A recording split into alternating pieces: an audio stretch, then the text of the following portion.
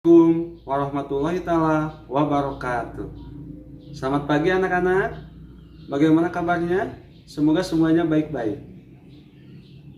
Anak-anak, sebelum kita memulai kegiatan pembelajaran pada hari ini, terlebih dahulu marilah kita berdoa. Berdoa mulai. Bismillahirrahmanirrahim. Wabijidni ilman warzuqni fahman. Anak, materi yang akan kita pelajari pada hari ini yaitu tema 4. Berbagai pekerjaan, subtema 1, jenis-jenis pekerjaan. Baiklah anak-anak, coba perhatikan gambar berikut ini. Ini merupakan gambar tanaman teh.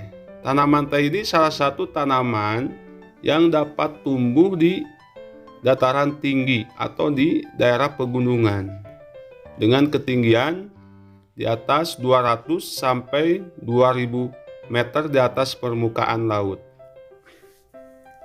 Tanaman teh juga ini dapat tumbuh dengan baik di daerah dengan suhu antara 14 derajat Celcius sampai dengan 25 derajat Celcius yang cukup mendapat curah hujan karena tanaman teh tidak tahan terhadap kekeringan.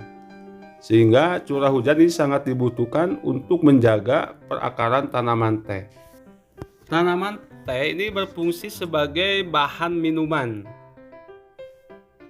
Tetapi sebelum tanaman teh ini dijadikan bahan minuman, di sini dibutuhkan proses pembuatan teh.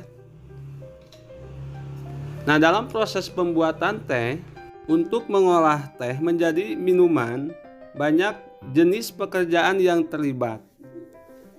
Di antaranya ada penanam teh, pemetik teh, penggiling daun teh, dan pengemas teh.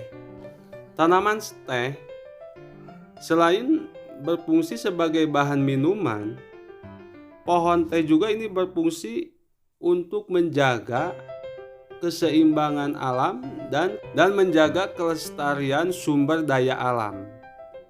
Contohnya yaitu mencegah terjadinya erosi. Gambar berikutnya adalah tanaman bakau.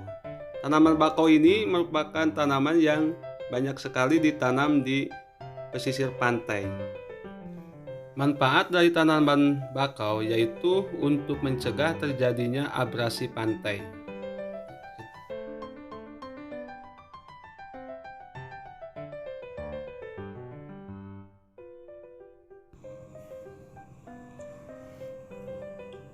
Taman bermain yang hilang. Malam hari merupakan malam yang ditunggu oleh Kupi, kepiting kecil.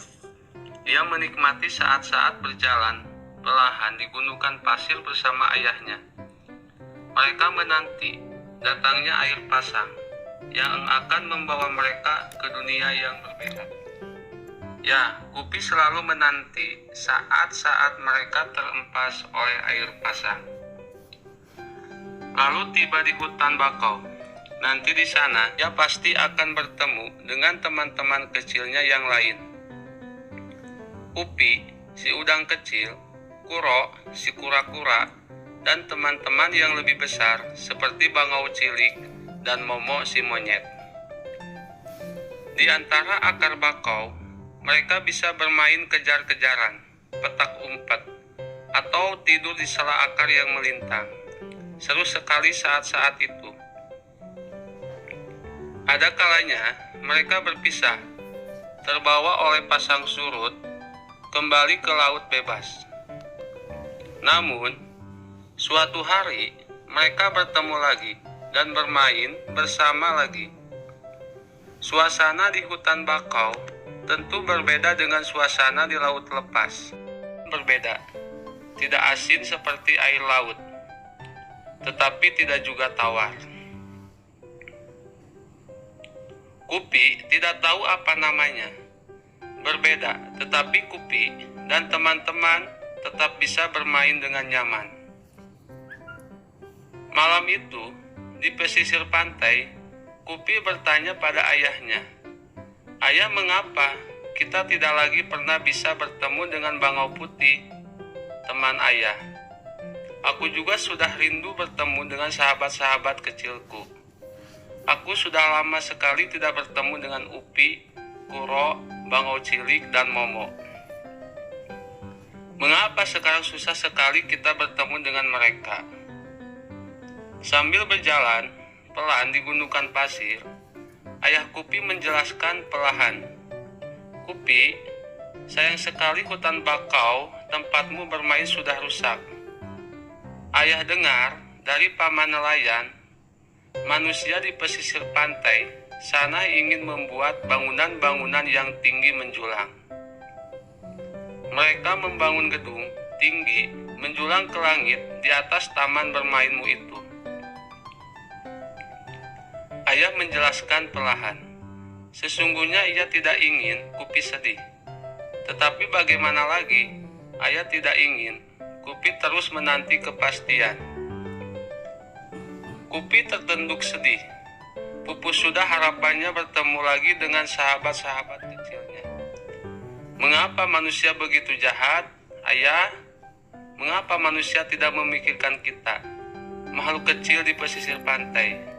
Mengapa manusia begitu jahat, Ayah? Mengapa manusia tidak memikirkan kita, makhluk kecil di pesisir pantai? Mengapa manusia hanya memikirkan dirinya sendiri? Kupi meratap pelan, namun penuh amarah. Ayah ingin menenangkan hati Kupi. Ia menambahkan, sebenarnya ketika hutan bakau tempatmu bermain ditebang, manusia pun menerima akibat buruknya. Kupi, air laut akan semakin mudah mencapai daratan. Tidak ada lagi pohon bakau yang menahan. Lama-kelamaan, air tanah di sekitar pantai akan menjadi air asin. Manusia kan tidak bisa minum air asin, Kupi. Ayah berusaha menjelaskan panjang lebar.